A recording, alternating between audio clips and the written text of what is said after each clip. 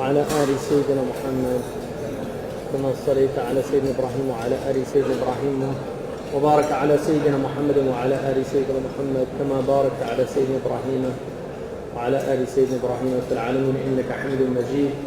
الحمد لله، نحمد الله سبحانه وتعالى ونشكره ونستعينه ونستغفره ونعوذ بالله من سيئات أعمالنا. الحمد لله. I'm hoping I'll put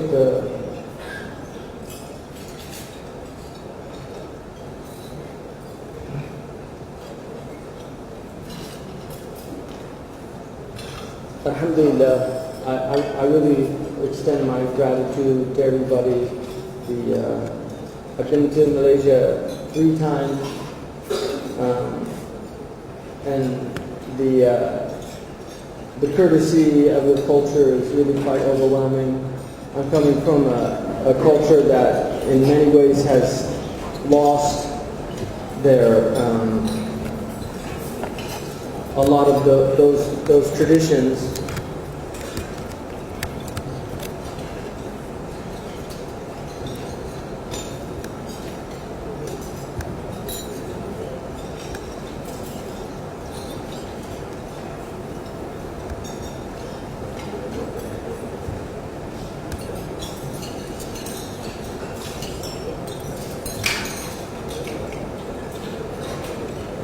So it's really, for me, a great blessing to see a culture like yours.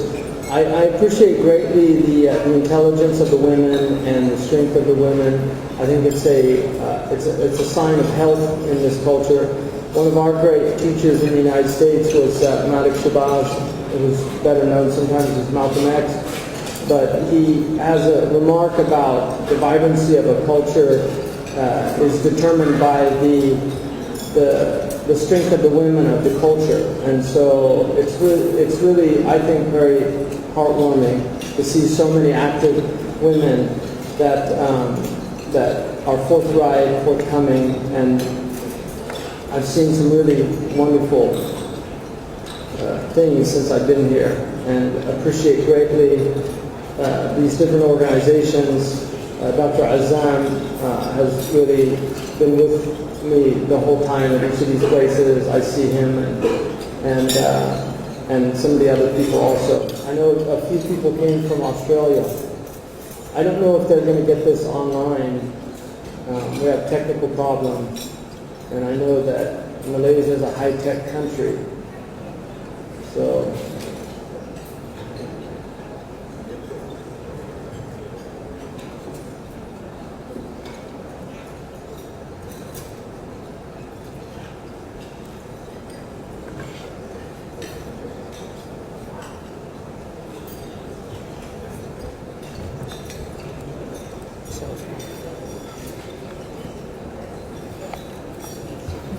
we just did the test on it.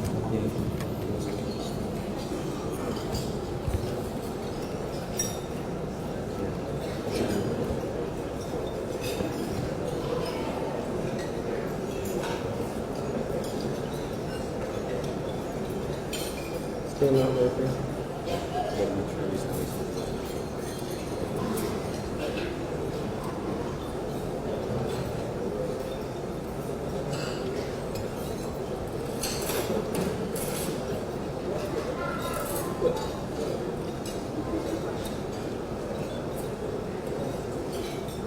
Alhamdulillah.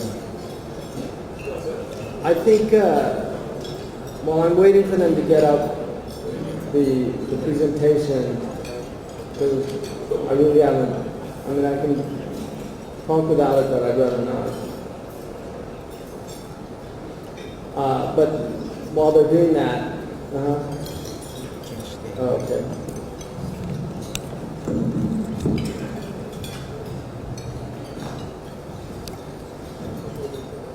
this on? Is it on? Not on.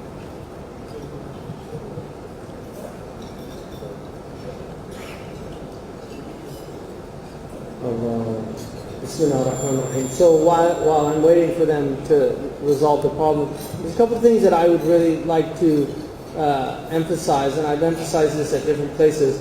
I think it's very important that you recognize the dangers that versions of Islam from outside. My own teacher, Shaykh Abdullah bin Bayya, wrote an article in his Fatawa al-Fikriya, a book that he wrote, which are intellectual fatwas, is what it was entitled. But he wrote an article, Ayu Islam al-Nurid, which Islam do we want?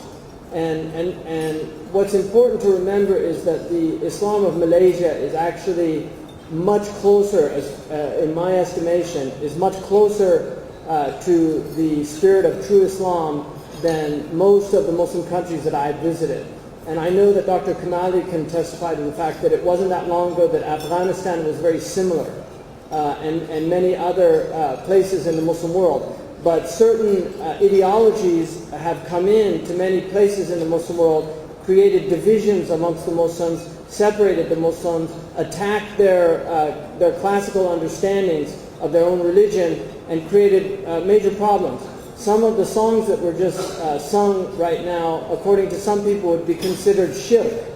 And this is a real problem, because these songs have been sung, and similar songs have been sung for centuries. And scholars never considered them to be examples of shirk. They understood them to be perfectly acceptable. But there are certain people that have very narrow definitions of Islam. And if you allow these ideas to permeate your culture, then I think it's going to threaten the integrity of your culture. I think it's going to threaten the unity of your culture. And it will also threaten the Malaysians that do not adhere to the religion of Islam, which is, I think, already there's some unease among some of the minority communities, and this would be a very dangerous outcome. And I think the single most dangerous aspect of it is, even though sometimes it will present itself as a kinder, gentler version, there are inherent doctrines within some of these ideologies that by their very nature lead to a type of violent extremism. So for instance, there's an idea that some of these groups espouse called Tawheed al-Hakimiyya, which means that if you're not implementing the Sharia, and it's always according to their version of the Sharia, if you're not implementing the Sharia, then you're outside of Islam. And this is where you get takfir of the rulers of the Muslim world. And this is very, very dangerous. And then what happens is the ulama that are associated with the state become ulama sultan, and nobody listens to them, despite the fact that they have years of training and they actually understand the religion. And so a young person who becomes zealous and becomes victim of this type of ideology will suddenly be calling a person who's had 20 years of training, memorizes the whole Quran, knows the asbab al-nuzul, knows the tafsir, knows maqasid al-sharia, and he won't listen to him because he's just alim sultan. This is a real problem, and I think you need to seriously think about the spread of this ideology before it gets out of hand. And this is my warning to you, because I've seen the effects of this ideology in many countries. Libya is suffering from it, Algeria is suffering from it, and I think Sheikh Zubair, who's here from Algeria, can tell you about the experience of the Algerians in the 1990s, where you had these insane groups that were actually killing Christians, killing the monks that had been living in the desert, not bothering anybody for a long time, these poor Trappist monks that were just killed.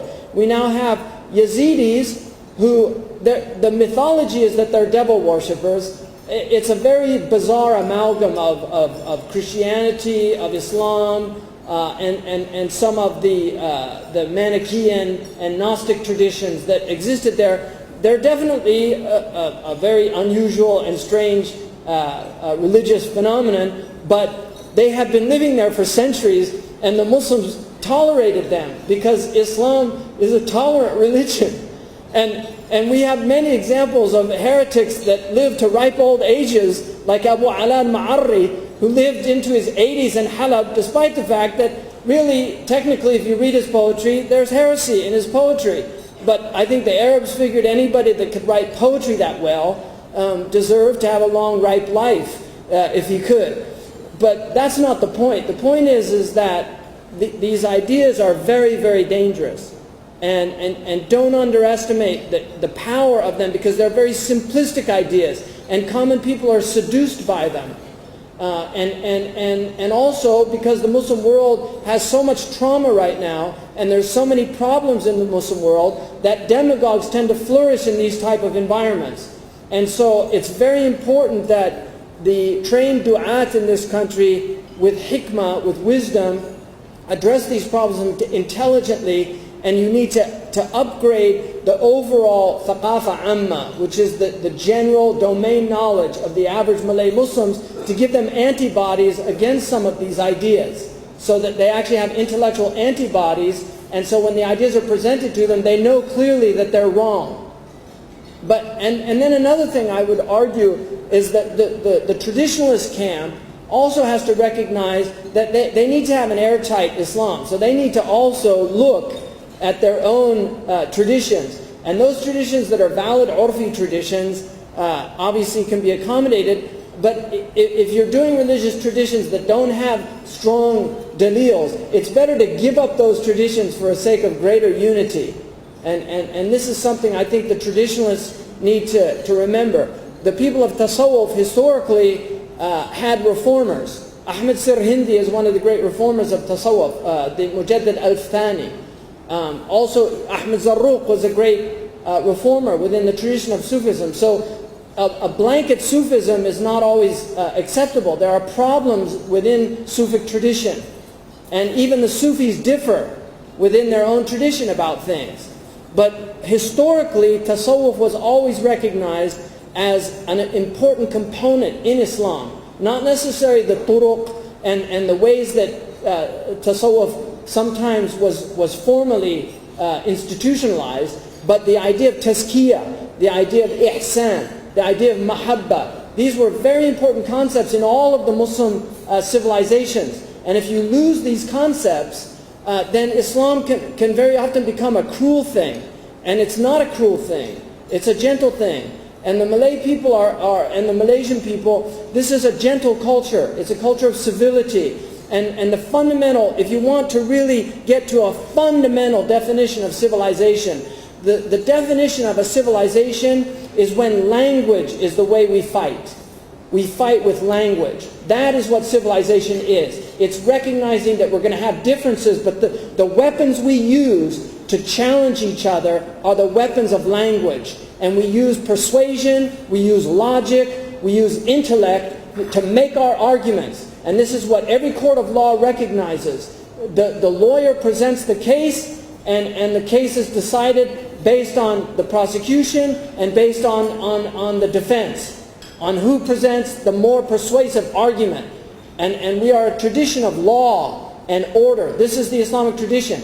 We have now Muslims that are beheading people out of revenge. It's just vengeance. It has nothing to do with Islamic law or Sharia. This is a disgraceful, it's just a disgraceful betrayal of everything about this tradition. And Ibn Qayyim, I read last night a very nice article, an introductory article, which I hope is in Malay and more people read it. But it was written by Dr. Kamali, and one of the things that he presented was the idea of if you get down to the essential maqasid of the Islamic tradition, really just boil it down to the most essential elements that make up this tradition, he argued that it was rahmah and huda. It was mercy and guidance. The Prophet was sent as a hadi, as a guide, and he was sent as a rahmah. وَمَا أَرْسَلْنَاكَ إِلَّا رَحْمَةً لِلْعَالَمِينَ. We only sent you as a mercy to all the worlds. Not just he was sent as a mercy to the bees. He was sent as a mercy to the frogs. He was sent as a mercy to the trees.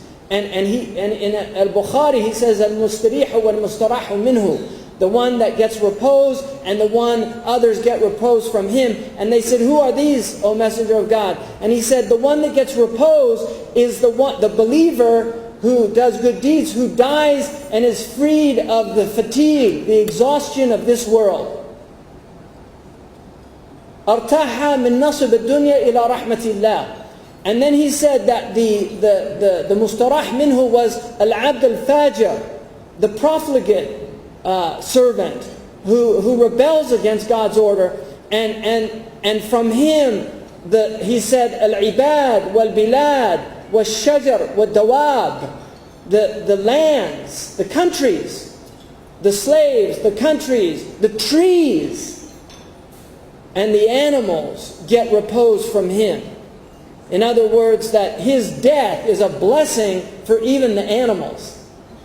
And this is why the whale in the ocean does istighfar in its own language for a righteous servant who teaches people good.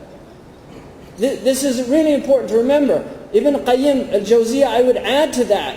Ibn Qayyim al-Jawziyah, rahimahullah, mentioned, I think, such a profound summation of Islam. There are beautiful summations, and Dr. Kamali's is an excellent one, of Rahman Huda. Fakhruddin al-Razi and Imam al-Ghazali also and others argued that all of Islam could be reduced to two fundamental concepts: the service of the Creator and service of His creation. عبادة الخالق وخدمة الخلق. Right? Or rahma ila al-khalq. So to serve the Creator with guidance and to show compassion and mercy to His creation. And this includes the Jew, the Christian, the Buddhist, the fire worshipper. All of them are guests of God. They're all guests of God. God created all of them. He created all of them for a hikmah. And He said, had He wanted, He would have made us all one ummah. But He didn't. He made us different. We differ. And we have different a'raf. We have different norms and different traditions. And one of the beauties of our religion is Islam acknowledges the urf and the ada. Al-ada muhakkama. This is a qaida in our fiqh, that the traditions of a people are honored as long as they don't go against the sharia. And so Ibn Qayyim, he summed up Islam in four concepts. He said Islam, all of it is rahmah, mercy, all of it is maslahah, common weal or human benefit, all of it is hikmah, wisdom, and all of it is justice. He said, so if you see something go from mercy to cruelty, from benefit to harm, from wisdom to folly, or from justice to oppression, it has nothing to do with this religion. And this is a very simple, if we can understand those four concepts and understand their opposites, this gives us a very profound and concise summary of the essence of our religion. And it's the essence that we have to get back to. Too many people are concerned with the details and they've forgotten the essence. It's like people that are more concerned about their clothes than they are about their heart. And Allah says that libasul taqwa is the best. The garment of piety is the best garment. It's not this outward garment. We adorn ourselves and it's part of the sunnah to be concerned about how you look to others. But far more important than that is how you look to God. Allah doesn't look at our outward form. إِنَّ اللَّهَ لَا يَنْظُرُ إِلَى صُوَرِكُمْ أَجْسَادِكُمْ وَصُورِكُمْ وَلَكِنَّهُ يَنْظُرُ إِلَى قُلُوبِكُمْ. He looks at your hearts, not at the color of your skin. All these things. So this is just nasiha. The Prophet said, ad-dinu nasiha. Religion is sincere advice. This is my sincere advice as a person who has traveled all over the world and seen the vast majority of Muslim countries. I've seen almost the entire Arab world. I've seen Pakistan, I've seen Turkey, I've seen Malaysia, I've seen many places in the Muslim world. And wherever these alien ideologies have come, they have sown the seeds of dissension and fitna. And that's the last thing that you need in this time of great trial and tribulation, is more trials and tribulations. So this is my sincere advice. They got this up. So we use this higher education for a higher purpose because one of the problems with modern education is they see it as a vocational training now. The purpose of education is simply to earn a livelihood, to learn some way of making a living instead of making a life.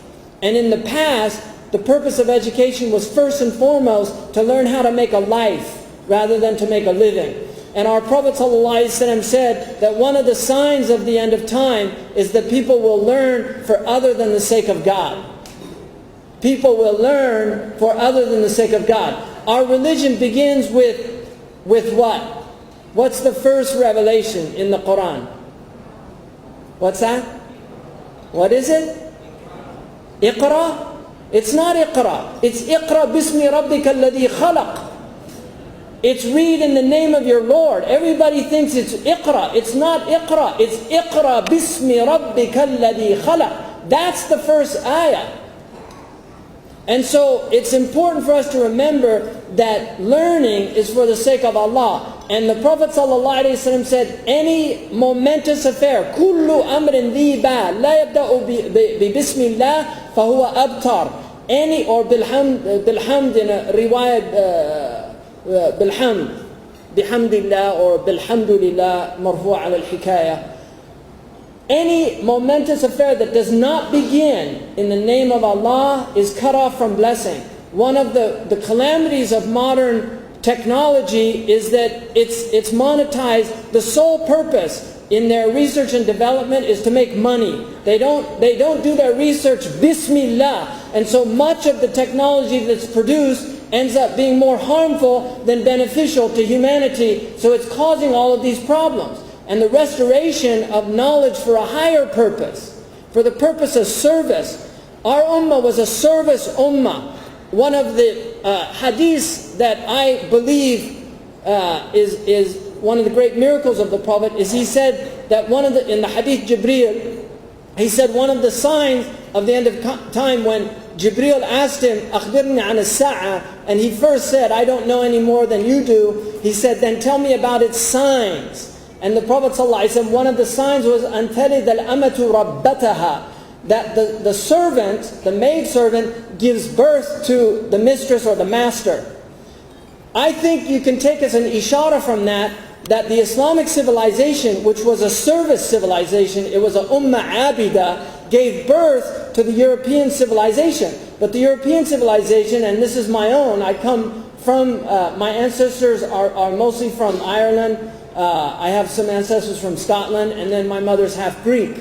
But the European civilization is unfortunately a civilization of war and commerce. And Bernard Lewis said, never forget that the reason why Western civilization has attained this level of supremacy in the world is because it's learned to kill people more effectively than any other civilization in the history of human society. And this is Bernard Lewis, the great Jewish scholar, Islamic scholar of Princeton, who said this. This is an insider, somebody who is from that civilization and knows the history. The Muslims, where they went, they built hospitals for the people. They served society. They were not belligerent by nature. They were societies that wanted commerce and trade. We had great systems of trade. The Muslims were trading with the Chinese centuries ago. We were the first globalized civilization. The Muslims knew multi-ethnic, multicultural civilization centuries ago. This is not new to Muslims. This is very new to the European mentality. They couldn't even tolerate each other that long ago. Really, they could not tolerate each other that long ago. There's some Mormons here tonight. They can tell you about the Mormon persecution not that long ago in the United States of America, because they couldn't tolerate dissension within their own Christian tradition. So the Catholics persecuted anybody that disagreed with Catholicism. They used to burn them at the stake. And then when the Protestant Reformation happened, they went to war because they couldn't stand the idea that there could be multiple ways of interpreting a tradition. But there are multiple ways. And any way that says there is only one way is the wrong way. Any way, if you hear any group telling you this is the only way Islam can be understood, that is the first red flag that they don't understand the most basic premise of Islam, which is this is a religion of mercy, and part of its mercy is difference of opinion. So it's really important that we keep that in mind. Imam al-Ghazali and the philosophers, I contend that if you do not philosophize, others will philosophize for you. If you do not think deeply about your political systems philosophically and understand what type of political philosophy you have, if you don't think deeply about what type of ethical philosophy you have, if you don't think deeply about what kind of consumer philosophy you have, because in the West we have gratuitous consumption. We have the idea that even if you have a perfectly good iPhone, because there's a new iPhone, you throw that one out and go exchange it for the new one. Even if you have a perfectly good car, because they have a new version, you go get in debt to buy a new car. If you have perfectly good clothes, they're not in fashion anymore. The nice thing about traditional cultures, the sarang has been in fashion for the last 1,000 years, if not more. Well, Adam was probably wearing a sarang, because it's one of the oldest forms of dress in human history, right?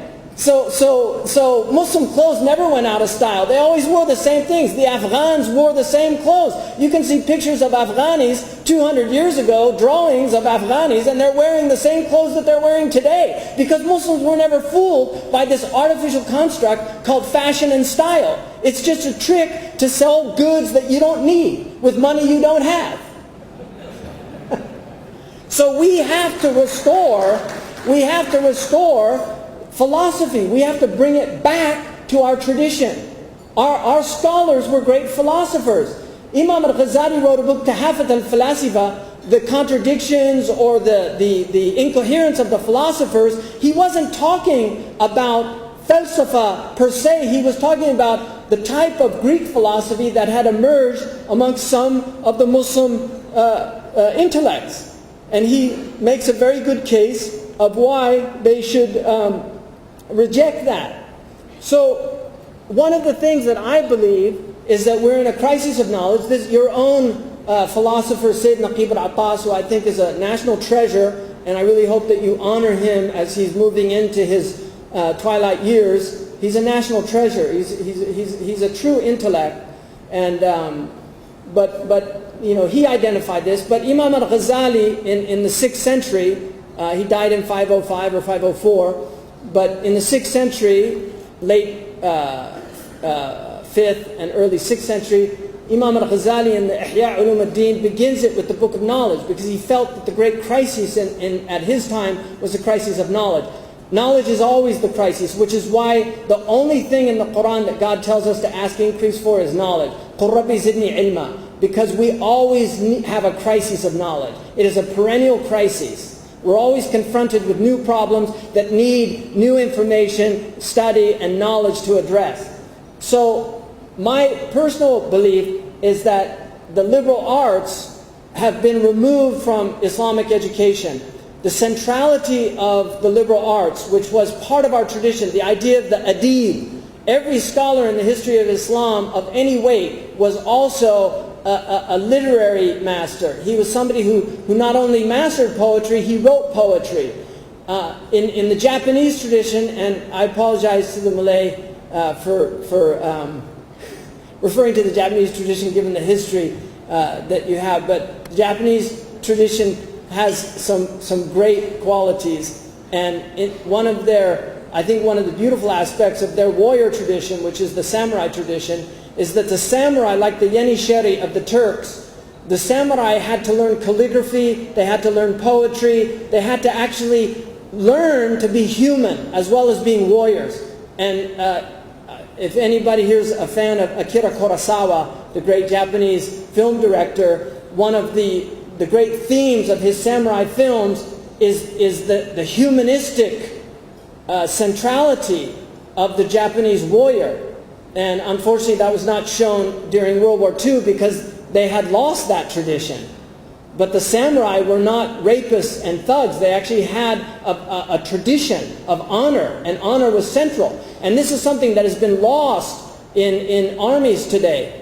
The American army attempts, and despite the fact that there are some egregious, horrible things, and I'm against bombing. I completely think that bombing is an absolutely unethical form of warfare, and it should be outlawed. That's my personal belief. But I know that within the military culture of the United States, honor is something very important to them.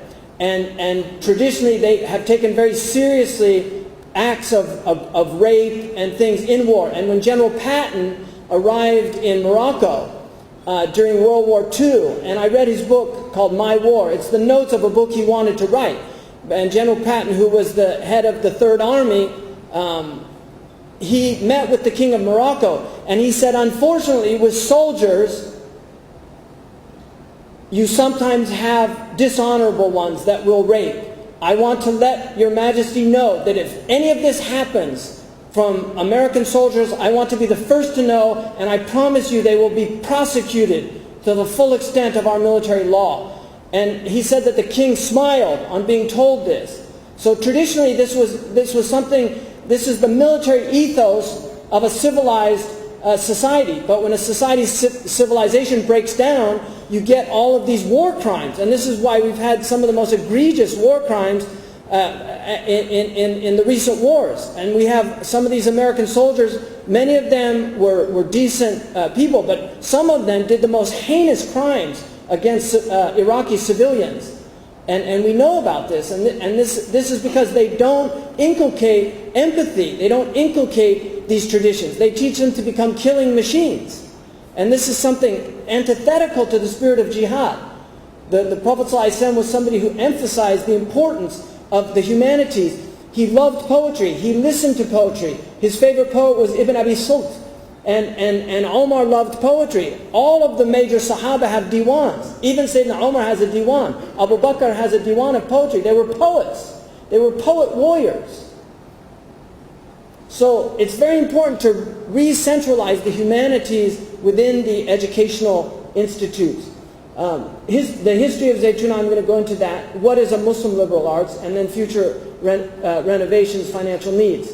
So a lot of people are confused today just about the very definition of knowledge. They're confused. Sayyidina Qibr Attas in his Prolegomena defines knowledge as the arrival of meaning to the human soul. It's meaning, it's ma'na, it's understanding. In the West, many of our universities now don't even believe in the project of meaning. If you go and study philosophy in many Western institutions, their philosophy is a nihilistic, relativistic, deconstructionist, postmodern philosophy that does not believe in meaning. And we're people that believe not only in meaning, but that words have meaning, that language can be properly understood. It has ambiguous qualities. It's not as cut and dry as the language of numbers and mathematics, but it is still, it can communicate meaning. And I wouldn't be here talking if I didn't believe that. So this is the request for increases in knowledge in the Quran. So what is our mission? We, in the United States, many, and I think you probably practice this as well here, but many institutions have what are called mission statements, which is an attempt to get at the core of what you're trying to do.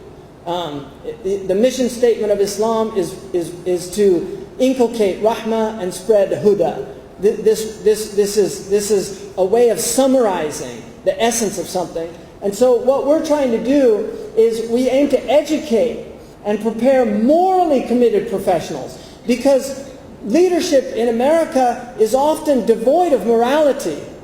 And if you go on, I know there's some Mormon guests here. If you go on to Brigham Young's website, you will see that at the essence of a Christian or a Mormon or a Catholic college in the United States is the inculcation of morality.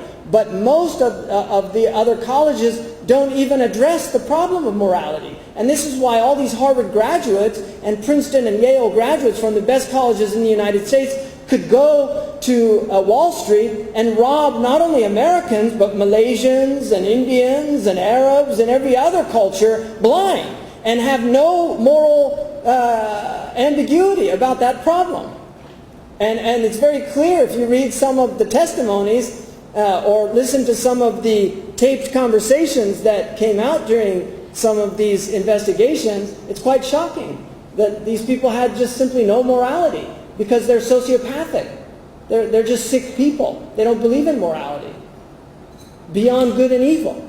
This is the 20th century's Nietzschean philosophy that has taken over so many people and countries. But also intellectual and spiritual, because the moral virtues are 4, the intellectual virtues are 5, and our spiritual virtues, Christian spiritual virtues, traditionally were 3, faith, hope, and charity. Our traditional virtues, according to many of our scholars, were 9. So we have intellectual virtues, we have moral virtues, and we have spiritual virtues.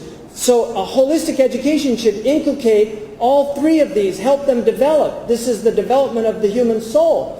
But we want them grounded in the Islamic scholarly tradition, but also conversant with the cultural currents and those critical ideas that shape modern society. So they have to be relevant. They have to know the time they're living in. Sidi Ahmed Zarruq quotes a hadith about Ibrahim that at the end of, he said that على المرء أن يكون مقبلا على شانه ممسكا للسانه عارفا بزمانه, that a man, this was in the Suhuf of Ibrahim, a man should mind his own business, guard his tongue, because the tongue takes more people to hell than any other organ, and then to know the time that he is living in. You have to know your time. So it's very important, and many Muslims, one of the nice things about coming to Malaysia is a lot of your intellectual leadership knows about what's happening in other parts of the world. That people here, if I say postmodernism, they know what I'm talking about. But you go to other Muslim countries, and if you say ma wara al-hadatha, they'll just look at you like, first of all, they don't know what modernity is very often, let alone post-modernity. So we have a problem. Houston. See, everybody's American now. What are the liberal arts and why do we need them? This is a true liberal arts education, by definition, equips students with tools of learning, what are called the ulum al-ala. In the Ottoman tradition, they were called the ulum al-aliyah, the instrumental arts.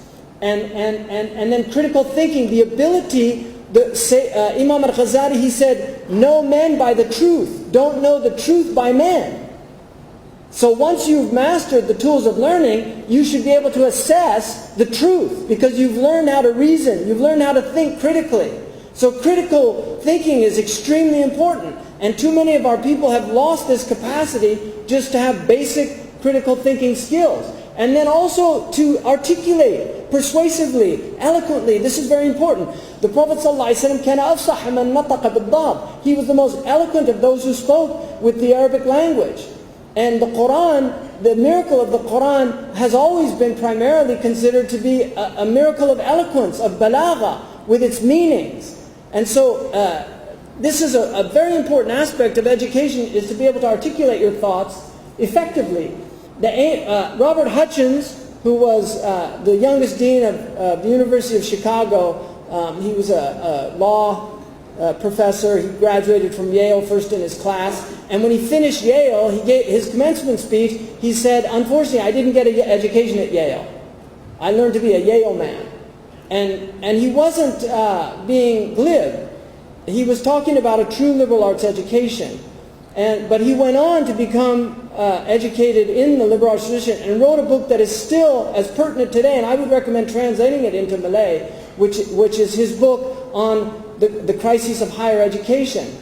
It's a very important book because he identified in the 1940s, he identified the problem of sports in universities and the fact that if you have these ridiculous sports programs, they will actually detract from the learning experience. So he only allowed intramural sports at the university. He didn't allow inter-university sports. They could only play sports amongst themselves just for physical exercise.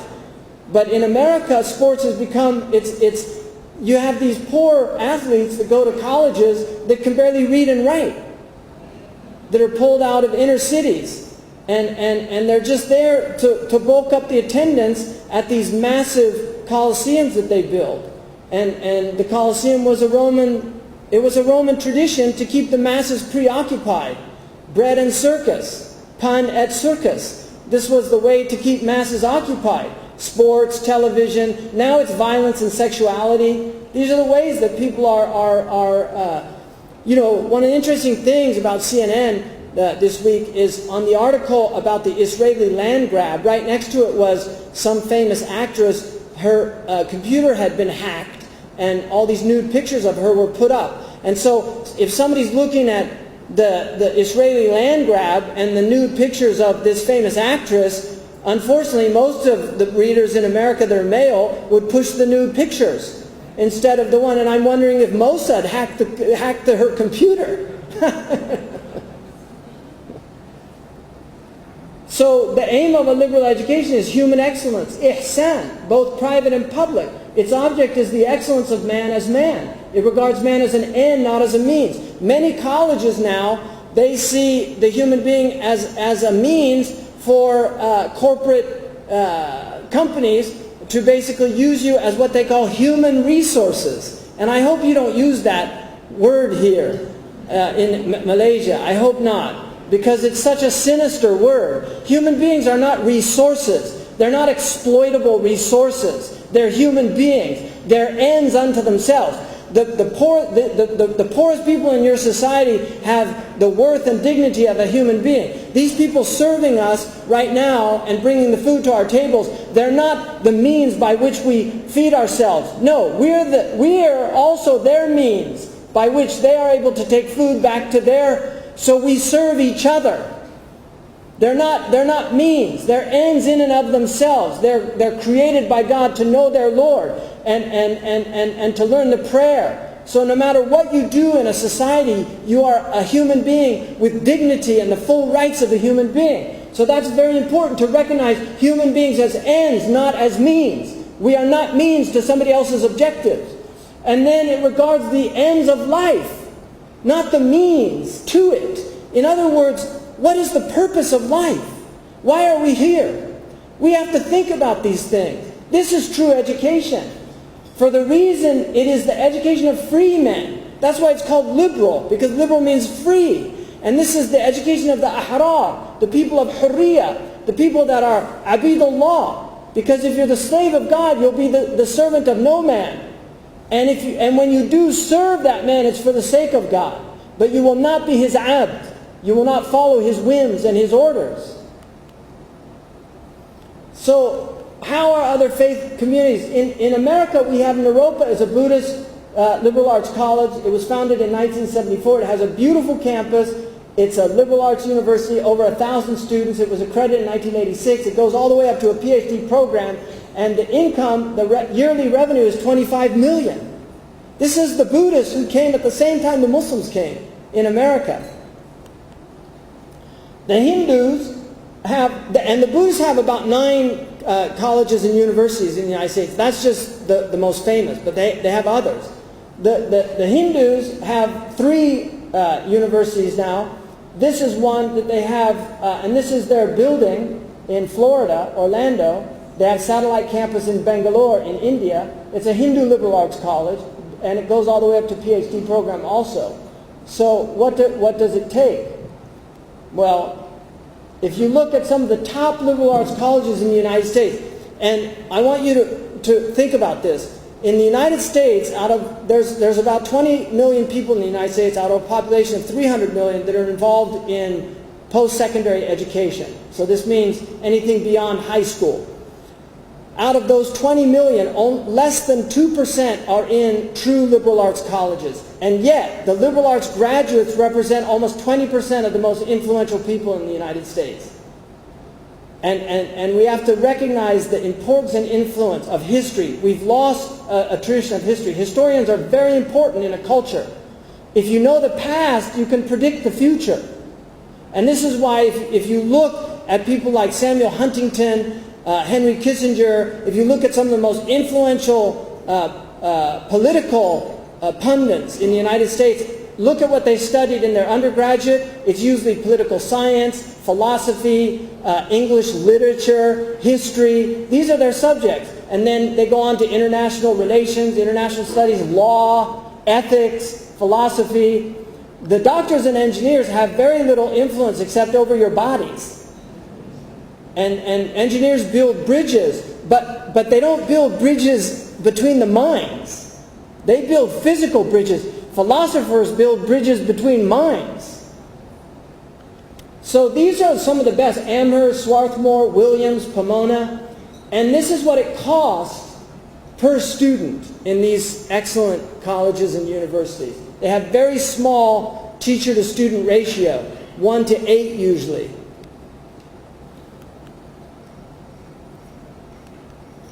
So here's their endowments: 1.6 billion, 1.5 billion, 1.8 billion, 1.7. That's actually a highly exaggerated bar if you were doing it in relation to billions. We have 12 million. It should be a sliver. But I did it so you could read it. So we have 12 million in capital endowment, which means the buildings we own and those things. But we actually, our investment endowment is minute. So this is very important. So right now we have 58 students. The total cost per year is about 6 million. We're in the Bay Area. It's a highly, it's one of the most educated areas in the United States. In the city that we're in, there are more Nobel Prize winners per capita than any other place on the planet. This is where a lot of the technology, it has the #1 engineering public university's engineering department is in Berkeley. It's Lawrence Livermore is there. So the neutron bomb, unfortunately, was discovered there or invented. And the neutron bomb, by the way, was invented so that they could drop bombs on oil-producing countries and it wouldn't destroy the infrastructure. Just get rid of the humans. So that's pretty sick, if you ask me. But unfortunately, this is the way some of these scientists think, that are working without calligraphy and poetry and right. In Vietnam, your next door neighbors, the Americans used napalm, right, which was a burning, it exploded and this gel got, so the Viet Cong, being clever people in the kampungs, they would dig a big pit of water, and then when the napalm was dropped, they would all jump in and it would get rid of the napalm so that they wouldn't burn to death. So the scientists in America devised water-resistant napalm. You see, instead of the mercy of just letting people get rid of the burning. I mean, it's horrible. And Muslims would have never devised a weapon that killed by burning, because the Prophet said, لا يعذب بالنار إلا رب النار. No one has the right to punish with fire except the Lord of fire. And that's so, there goes nuclear weapons as well. Cost per student at Zaytuna right now is about 103,000. We actually had a student that dropped out of a top liberal arts college to come to Zaytuna. And she's very happy after being at a really, really top, one of those top colleges. So by 2018, we're looking to have about 108. We want to grow slowly. We turn away far more than we actually accept in our program. The cost is going to be about 8 million, but the cost per student will go down significantly. So this is where we are right now.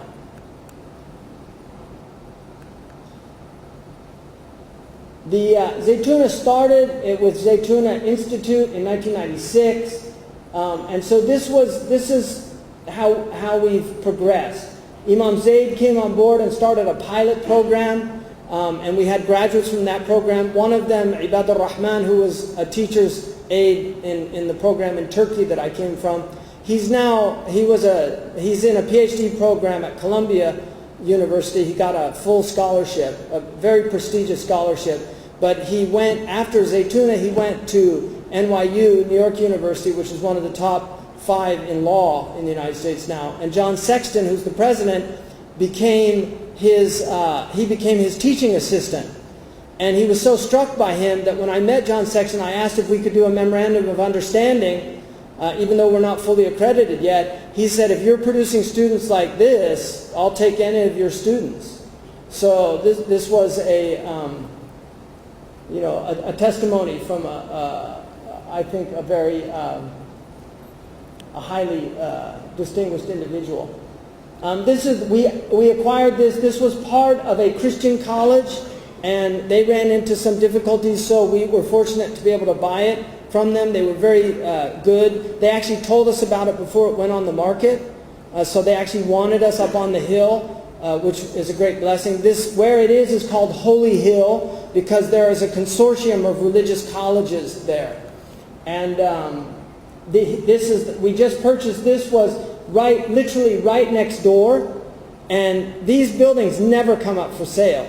But this is a Christian college. It's a Catholic college, the Franciscan Theological Seminary that trained priests, and they are moving to San Diego. So again, before it got on the market, we found out about it, and we were able to bid for it before it went on the market.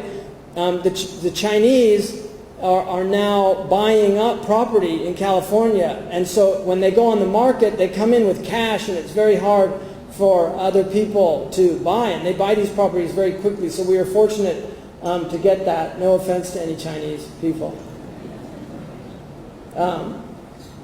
This is our first commencement, so we had our first graduating class. This young girl who gave the speech, the commencement speech for students, graduating students, she was given a summer internship at the Witherspoon Institute at Princeton, which is a Catholic institute, because of an essay that she wrote at our college that I sent to the head of the McCormick Law. He's the head of, Princeton doesn't have a chair of law, but he's the McCormick Professor of Law at Princeton, Robert George, who's an extremely distinguished constitutional lawyer. He's been a professor at Harvard, but he is a full professor at Princeton. And he was so impressed with the paper that she wrote that he got her an internship at Witherspoon, and she went, and they were so pleased with her, and they were really struck by, and she came to us right out of high school. So this is the level of student that has graduated from our program. She was awarded a scholarship. She's now at a MA program at the Chicago Theological Union, which is a Christian theological seminary that's over 100 years old in Chicago, where Dr. Omar Abdullah Farouk, some of you might know him, teaches. So they have an Islamic studies program there. So she's doing an MA there now. And her name's Fatima Knight, and we expect to, inshallah, see great things from her. So I think the Bachelor of Arts, we only have one program. It's called a cohort program. We don't have any electives. I'm of the educational philosophy that at the undergraduate level, they should not have electives. I don't believe in specialization for a true liberal arts education. And also students, they should be guided and directed, because a lot of students will just take the courses that they like or want to take. So the trivium is grammar, logic, and rhetoric. Islamic studies, they do very extensive studies in theology, in jurisprudence, in ethics, and spirituality. And then scientific literacy is very important. So they do mathematics, they do the history of science, and they do astronomy. And here's the course overview, 36 units. They do devotional and social principles of jurisprudence, theology, Quranic sciences, logic. They have a year and a half of traditional logic. They do philosophy. Sayyidina Qibr Attas' Prolegomena is one of the books that they read. They do prophetic biography, U.S. history, ethics, comparative religion, comparative Muslim thought. And our faculty, we have 14 faculty members, many of them from some of the best universities in the United States. Dr. Delp was here with me. He gave a talk last night at the university. So these are our professors right now. Cindy Alsek and Dr. Delp are from other traditions. She has a PhD in history, and he has a PhD in medieval studies and logic. He's taught for many, many years. And then our administrative team is, we have a board of trustees, I'm the current president right now. Pauline Keyes, she has a doctorate from Exeter in England. She was a dean of a college on the East Coast for 15 years, so she's doing an incredible job. She's really helped turn around since she's come. And then Wahid Rashid came out of, he was a VP at a tech corporation. I'm going to quickly end here because I know it's getting late. But this is our hall. The purchase price was 3.6. We got it when the market had just collapsed. It's now worth close to 7 million. So we were very fortunate. We're going to renovate that. It had a church, which is going to be a lecture hall. This is the corridor, and this is the type of renovation that we'd like to do.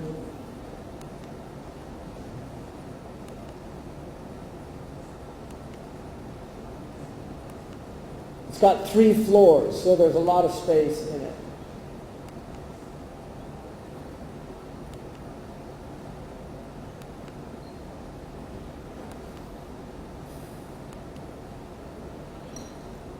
So we're starting renovation this January, inshallah.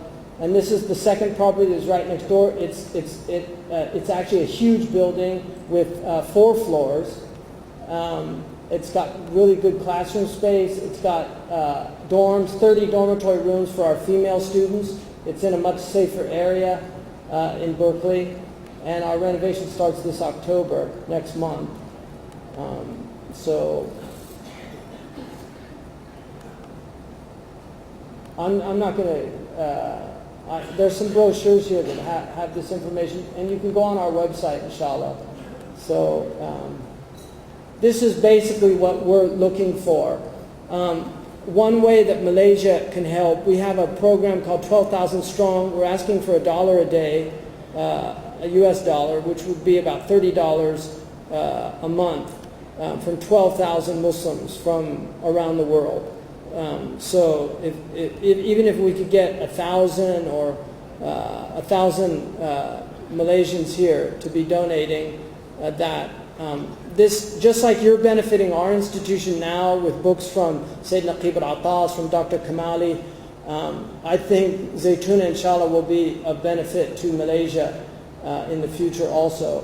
And we hope, inshallah, to have Malay students, because we, inshallah, we believe we're very close to accreditation. We're hoping for it this 2015. And once we get it full accreditation, then the State Department will issue visas to foreign students. So we're hoping that we can take Malay students next year.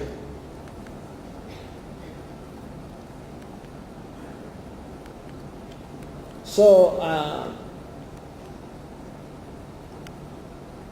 I really hope that this has been beneficial, and I know it's late and I apologize for going on a little longer than I probably should have. I especially apologize to the guests who've you know, a lot of people don't go to a lot of lectures, but when you're in public life, you go to a lot of lectures, and so I think it's always the hadith they wish was implemented. Khairul kalam ma qalla wa dalla. The best of speech is what's quick and to the point. So thank you very much.